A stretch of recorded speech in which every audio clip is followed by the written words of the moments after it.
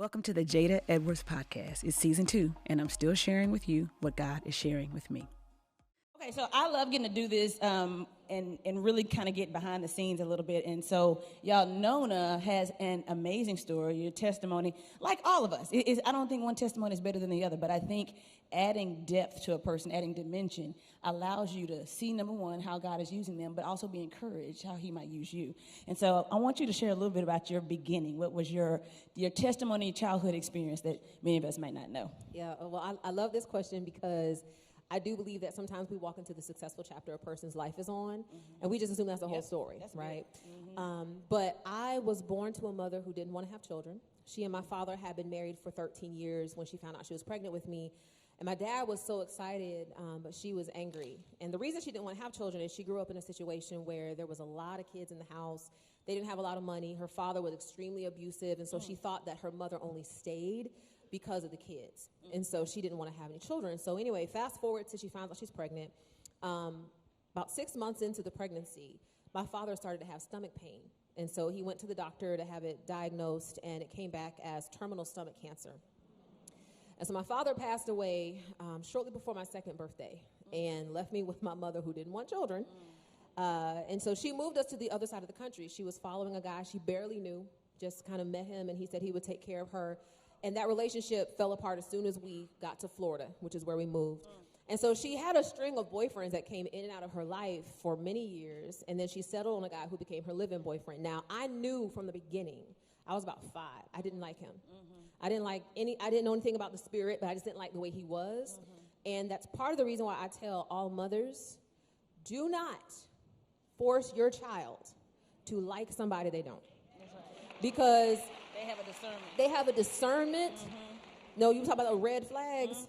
Children have a really good red flag radar, and we just try to turn it off. But so he moved in, and shortly after he moved in, my mom's sister passed away, and she had to go back home. And I begged her to take me with her. I will never forget it. I was in her room. I was crying. I wanted to go with her. And she said she couldn't afford another plane ticket. So she left me with him. And the very first night she was away, I had locked my bedroom door because I knew I needed that barrier to keep myself safe. But he used a straight and wire hanger to pick the lock. And that first night that she was away, he sexually assaulted me, that very first night. And he said, after it was all over, he said, you better not tell your mother because she doesn't want you anyway, and she'll get rid of you. And so he repeatedly abused me for years, and I didn't say anything because I thought that my mom would get rid of me until one day I just could not take it anymore. And so I said something to her, and she had him arrested, and I thought it was over. And on the day of his release from jail, she took me with her to pick him up and brought him back home, where the abuse resumed shortly thereafter. And, didn't grow up in a Christian home, didn't know anything about God, Bible, Jesus. And so around 9 years old, I tried to end my life because I didn't understand what death was, but I just figured that it was less than what I was experiencing. And so I have a son right now who's 8, he'll be 9 this year. And I look at him and I can't comprehend now at that age. But it wasn't successful. I tried again at 11, and it wasn't successful. But shortly thereafter, a classmate of mine in the 6th grade invited me to church. And I had never heard of church. I thought we were going to go play at her house or something. Yeah. And we went to this church thing, and I remember walking through the doors, and the people were so loving and so kind. And, for the first time in my life, I felt like people wanted me to be there. Yeah. Because in school, I was labeled a problem child. I was told I had a learning disability because I was acting out. Yeah. And so it wasn't too long after that, man, I gave my life to the Lord.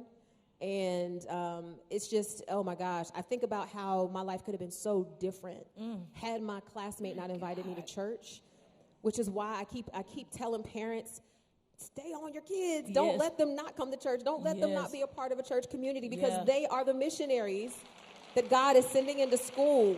Yeah. So that's where my life changed. And even, not even just, oh my gosh, there's so much in what you just said. So I'm going to just start the last thing. Not even just having your own kids in church, having your kids invite their friends. Yes. Because especially children under the age of 12 to 15, they say they're the most open. They, even if their family and their household does not go to church or is not they're most open because they're not threatened by it. They're exploring. Invite them, because you never know if that is an exposure that is going to change the trajectory of that child's life. The other piece about it that I like to harp on is, and I'm gonna guess you don't have this problem here because I can tell you're a loving church. It's so important to realize that when people walk through those doors, you never know what they're carrying. Yeah. Like when I walked through those doors, I was a 2-time suicide attempt survivor at the age of 11, right? So people would look at me and they would just assume I was just a regular kid. They had no idea I was being sexually abused at home. They had no idea. But the love is what gripped me. I didn't know scripture. I didn't know, nobody shared the gospel. It was the love that made me say, I want to be here. Yeah. I don't know what this is about, but I want to be here. And that changed my life. Right. And that is really, really, even though you didn't know it at that age, that was your first taste of God, because he's love. And when that love, when it covers a multitude of not just sin, of pain, of past trauma, you really can't explain it. Because here's the other thing I'm observing. I want to get into your leadership story too, Ben Watch Scott. But this is so good because, and I'm going to ask you this, we didn't plan this, but the way you're talking about your story, forgiveness is something I teach on a lot. I love it. By the way, let me just say as a random thing. Y'all know I'm scatterbrained. Okay, if you have been in Bible study, and we're talking in a series right now about why church matters, did she not just say the whole? You said literally 17 things, and I was like, that's what we just talked on. And some of it you just said, we just taught on in Wednesday. Girl, the Lord, besides the leggings is just the taste. Just taste and see. Then he'll take you deeper. So good. But for real, so the forgiveness piece, and I say that because one of the things that I try to remind people of is that, forgiveness is not ignoring, it's not erasing, like it's an acute awareness. So the wound is there, like the scar from when I was 4 years old, but when I touch it, it don't hurt still. The wound is there, and I know the story behind it. I know how I went through it. So to hear you talk with this clarity about that level of pain, how did you get to that place? Lord, when you just said forgiveness, see, that's what I'm saying. We don't want a chord. We don't have to just like spend a few weeks together.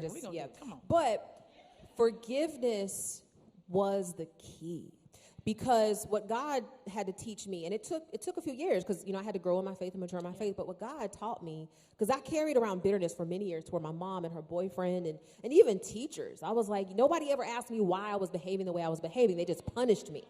And so I carried that for years. But when I got to the place where I was like, I don't want to feel this way anymore, God told me you have to forgive. And I didn't know what forgiveness was, but what I came to discover is that forgiveness is literally releasing your future from the power of your past. And say it one more time. Somebody gonna want to tweet that later. Don't tweet it now. Stay in the moment. But just say it one more time. You can write it down for later. Forgiveness is releasing your future from the power of your past. There was so many times where even after I got married and I started having children, and I couldn't experience the joy because I was being tormented by my past. I would be triggered by things, and God was like, it's because you are still holding on to basically a debt that, first of all, neither your mother nor her boyfriend are ever going to repay. They can't. They're not even capable. They're not even capable. And let me tell you, my mom is the type that she doesn't even think she has to. I'm going to tell y'all, this is just being true.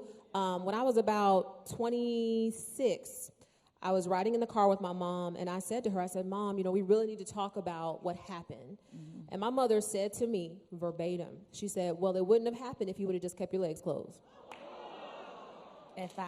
That was the moment I knew that there was nothing I could say that would make her see the need of apology. But that's also why, sisters, hear me, there is no power in an apology.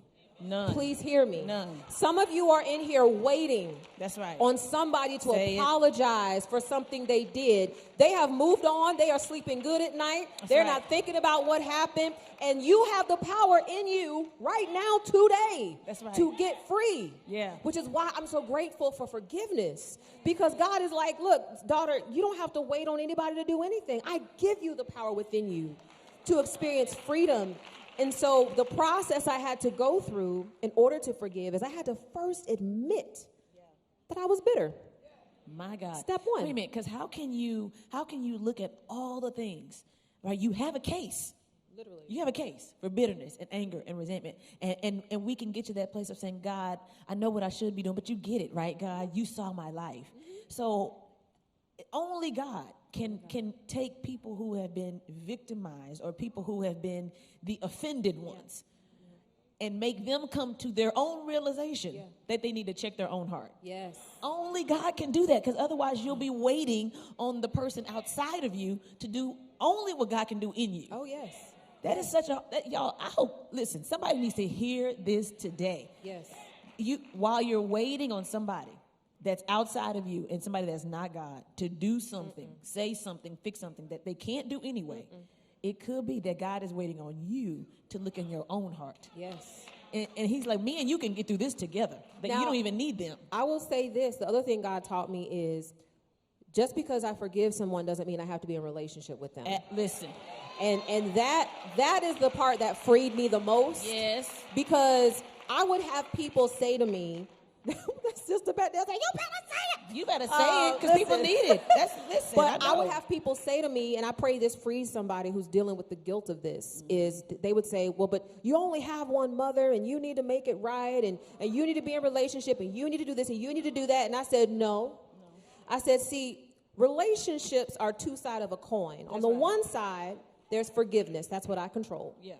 On the other side, there's repentance. Yeah, that's right. And I do not have to be in a relationship with an unrepentant person. That's right. I can forgive them. That's right. I can love them and release them. Yeah. But an unrepentant person is going to re-offend because they do not think that what they did was wrong in the first place. Yeah. So, God bless you. I love you. Absolutely. Love you from a distance. Right. Yeah. And by the way, that is not bitterness or self-protective. That is biblical. Because God will not be in a relationship with you if you are unrepentant. He has forgiven everybody. But you have to repent to have a relationship with God. That is the standard. Reconciliation is not the same as forgiveness. We have to both be on the same page about this thing to move forward. So it's okay to let them go in your heart and let them go from your life. But get it in the right order. Don't let them go from your life and they still have power in your heart. Let them go in your heart and then let them go from your life. That's the word. And you know what else? Does it seem like, because you talked about the age, like 5, some significant things happen. Seeing your son at 8, 11, 9, the suicide attempts. Does that then, as I've done some my own counseling. By the way, counseling, y'all, I just need people to know. Don't wait till you about to kill somebody. Go. I'm for real. It is not for a crisis. You need a person outside of yourself. Ooh, okay. You need a person outside of yourself. Can I just emphasize this so much? Come on. Let me tell you something. Satan has us so bound by thinking that we have to keep this stuff to ourselves. Yep. But if you think about what's the root of that, it's pride. Pride, honey. The root of it is always pride. You better not tell nobody you're going to bring shame on this family. Yeah. You better not say nothing. You're going to embarrass us. I'm not here to embarrass you. I'm not here to bring shame on anybody, but I am here to get free. Because that's what Jesus did, is he set us free. So don't allow other people's insecurities to keep you in bondage. You need somebody to talk to. Please don't feel like, well, I don't want to share the business of the family and tell lay your out the business. dirty laundry and tell all your business. Life's and be too healed short. from it. I mean, Yes, what's the worst thing? Somebody gonna know? They not God. I don't care. I mean, I don't care. So y'all better tell somebody. And listen, and our church is big on small groups. Get a counselor so you don't be stressing out your small group. They cannot. Your small group cannot bear the burden of your counseling need. That's all small group leaders are like, yeah! Because people come and they're like, I don't know what to do. I don't know what to say. And I'm like, pray for them and give them a resource. Small group is for doing life together. But for those deep wounds, you need a counselor who has the time and the skill set to help you unpack those things. So get it, y'all. We have counseling at church, but listen, we all about the counseling. So, I just want to make a note, because I think some things you said in your life about those milestone ages, that forgiveness can happen in an instant, but that healing is a process. And so you can forgive, release, right? So I can be declared healed, but there's still rehab. So that means that I think I'm through with it, but then when your son turned 5, you're like, wait a minute. You got a new set of visuals. Then we turned 8. And then, you know, when you got married, like all these other things trigger it. And here's what I think. I do want to talk a little bit about this leadership piece in your life, because I have found that those core things that God requires of us to be free, to be loving, to be in peace with him, to all that stuff, including forgiveness, submission for us, they are often very connected to how he can move us in certain spaces. So you're not thinking, oh, I don't get the job at such and such because I have unforgiveness in my heart. They are very connected, because that unforgiveness signifies a lack of reliance on God. So he's like, it might not seem like the same thing, but that stuff, did you see the opportunities in your life start to shift when you started to let go of that personal stuff? Oh my gosh, yes, because I actually teach a course, and I coined this term because it's what I teach. I teach about trauma-informed leadership, because what people don't realize is that what happened to you, it changes the way you show up. It changes the way you see things. It changes the way you interpret things. And so until you get healed of the impact of that trauma, you cannot even be fully the leader that God has created you to be, because your leadership is tainted. Your leadership, that's why you'll have people in leadership positions who are domineering and micromanaging and very egotistical. It's because there is trauma there that they haven't resolved. And what happens is, this is where the death spiral happens, is they pursue higher levels of leadership thinking, if I just get that position, then I'll finally matter, then it'll finally be okay. And so you pull that trauma up into higher levels of leadership, and now you just have somebody in a high level leadership who is a jerk. That's it. Right. They're just mean. Jacking up everybody's just life. messing everybody up. Yeah. And so as I was able to confront. And even on the other end of the spectrum, though, right? Oh, if they're yes. extremely passive, won't make a They decision, won't passive aggressive. Yes. So that comes from pain, too, right? That I've comes never from felt pain. free to use my Yep. voice or what. It can be one extreme or the other, yeah. Yes, that's so true. And so I was in my first executive role at the age of 23 for a Fortune 100, very large company. And I had progressively responsible leadership roles across different sectors, so that by the time I'm 39 now, so I've been in executive leadership literally for the last 16 years. And what I didn't realize, though, is my kind of elevation was fueled by my brokenness.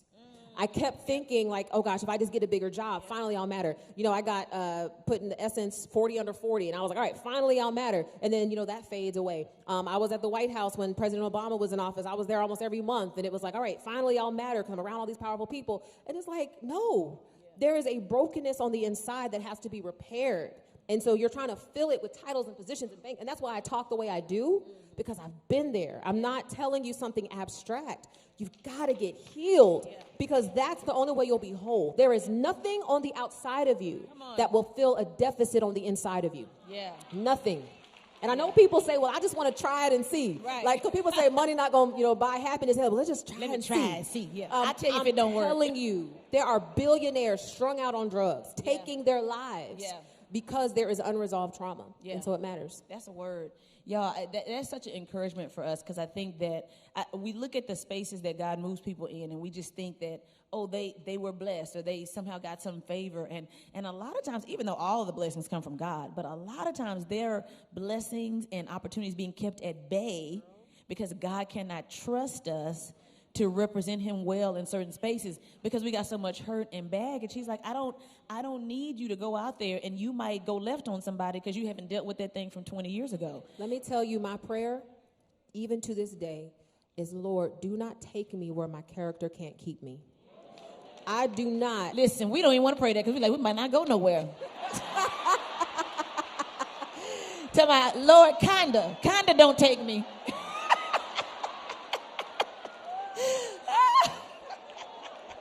Be stuck like he moved in 12 years. He said, remember that time you prayed?